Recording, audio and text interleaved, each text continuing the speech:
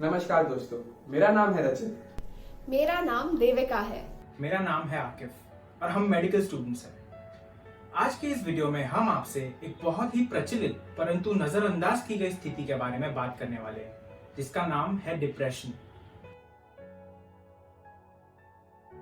हम केवल 10 मिनट में आपको बताएंगे कि डिप्रेशन क्या होता है, इसके बारे में जानना क्यों जरूरी है, उसके लक्षण क्या है और इसका कोई इलाज है कि नहीं।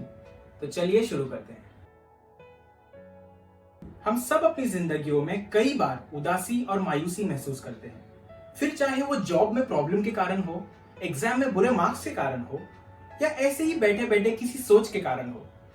अक्सर यूं होता है कि हम इसे कुछ समय बाद भूलकर अपने कामों में लग जाते हैं और इनका हम पर गहरा प्रभाव नहीं पड़ता। मगर कुछ लोगों में किसी कारणवश इन बात का काफी गहरा प्रभाव पड़ता है और वो इस पीड़ा से आगे नहीं बढ़ पाते।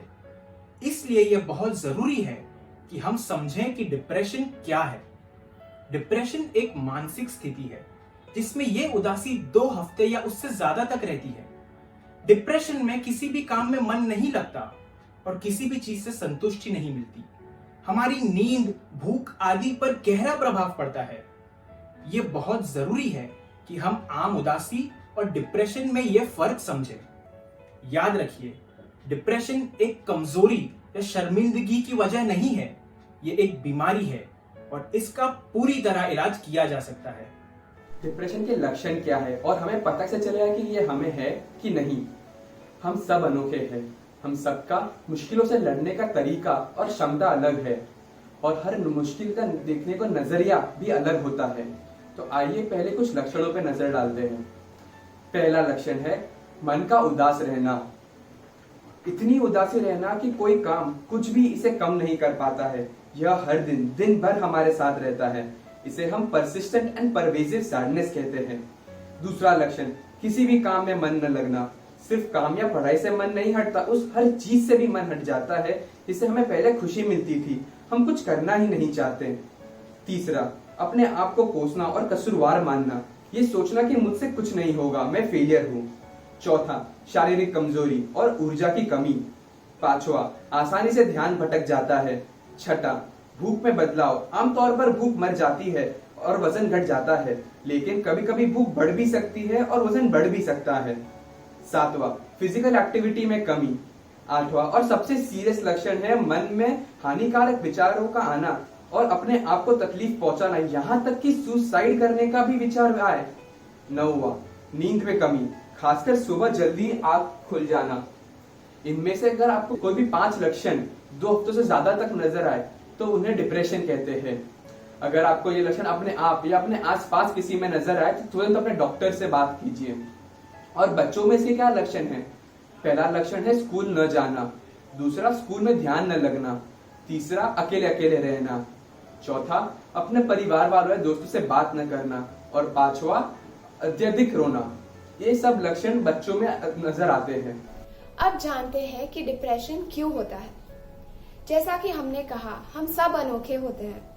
हर किसी के दर्द सहने की ताकत अलग होती है। हर किसी के लिए दर्द का मतलब अलग होता है। रिसर्च के मुताबिक दर्द के कारण के 2 प्रकार होते हैं। सबसे पहला है बायोलॉजिकल, यानी दिमाग में कई केमिकल्स जैसे डोपामीन, सेरोटोनिन, नॉरएपिनेफ्रिन की कमी होती है। दूसरा है साइकोलॉजिकल, जहां किसी सदमे से गुजरने के वजह से मन पर गहरा प्रभाव पड़ता है। चाहे वो सदमा हो क्योंकि नौकरी चली जाए, किसी से झगड़ा हो या किसी करीबी रिश्तेदार के गुजर जाने की वजह से। डिप्रेशन एक बीमारी है जिसे पूरी तरह ठीक किया जा सकता है। उसका कारण चाहे जो भी हो, इलाज के कई तरीके हैं। जैसे सबसे पहला है थेरेपी, CBT यानी कॉग्निटिव बिहेवियरल थेरेपी, जहां आप अपने थेरेपिस्ट से अपनी मुश्किलों के बारे में बात कर सकते हैं और उनके द्वारा दिए गए सुझाव को अपनाकर अपने आप को ठीक कर सकते हैं। दूसरा है दवाइयाँ, एंटी डिप्रेसेंट्स, जो आपके दिमाग में अपने हॉर्मोन्स के लेवल्स को बढ़ाते हैं और आपको बेहतर महसूस करवाते हैं। लेकिन याद रखिए, ये दवाइयाँ सिर्फ डॉक्टर द्वारा दी जा सकती है। यहाँ मैं फिर से दोहराती हूँ, डिप्रेशन को पूरी तरह ठीक किया जा सकता है। कई लोगों का मानना है कि डिप्रेशन एक बीमारी नहीं बल्कि कमजोरी है। इसकी वजह से वो किसी से बात नहीं करते, मन में ही रखकर मन पर बोझ बढ़ाते हैं। ऐसे में सुसाइडल सोच विचार बढ़ जाते हैं, बार बार आते हैं। यहाँ आपका जानना जरूरी है कि आपकी मानसिक स्थिति से ज्यादा जरूरी और कुछ नहीं है। इसी के लिए साइकाइट्रिस्ट है जो आपको अपने मुश्किलों को एक्सेप्ट करने में, उनसे लड़ने में आपकी मदद कर सकते हैं, जो आपको अपनी जिंदगी वापस दे सकते हैं। तो हमें डिप्रेशन के बारे में जानना जरूरी क्यों है? तो सुनिए, भारत में 100 में से 10 से 15 लोगों को डिप्रेशन होता है। इस बीमारी के लक्षण अदृश्यत और न जाहिर होने के कारण आपको पता नहीं चलता जब आपके आसपास या रिश्तेदारों में किसी को ये बीमारी होती है। कई लोग डिप्रेशन के कारण आत्महत्या या सुसाइड कर देते हैं। एक आम और साधारण बीमारी, इसके लिए वो अपनी जान दे देते हैं। हमें ये रोकना है और इसके लिए कुछ चीजों का ध्यान रखना है। पहला, जब भी आपको पता चले कि किसी को डिप्रेशन या आत्महत्या के ख्याल आ रहे हो, उन्हें तुरंत डॉक्टर के पास लेके जाए। हम ये बात कई बार दोहरा रहे हैं कि कोई शर्म वाली बात नहीं है।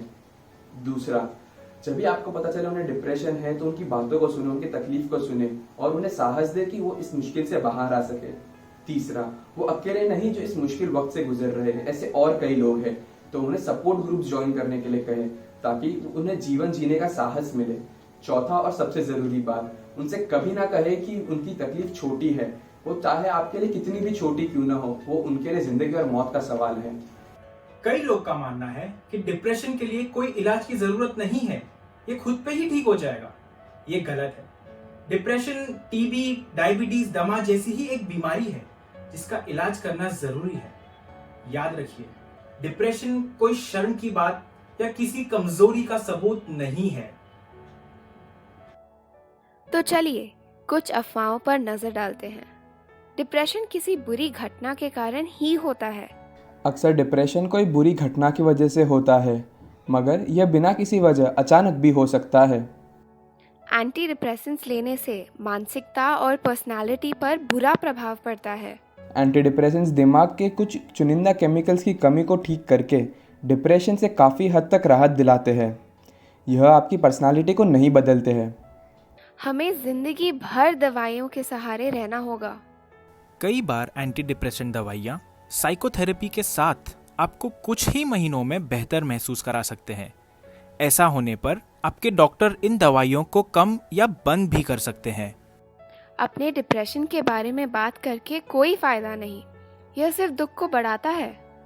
मेडिकल साइंस कहता है कि अपने डॉक्टर या किसी करीबी शख्स से इस बारे में बात करके डिप्रेशन कम किया जा सकता है।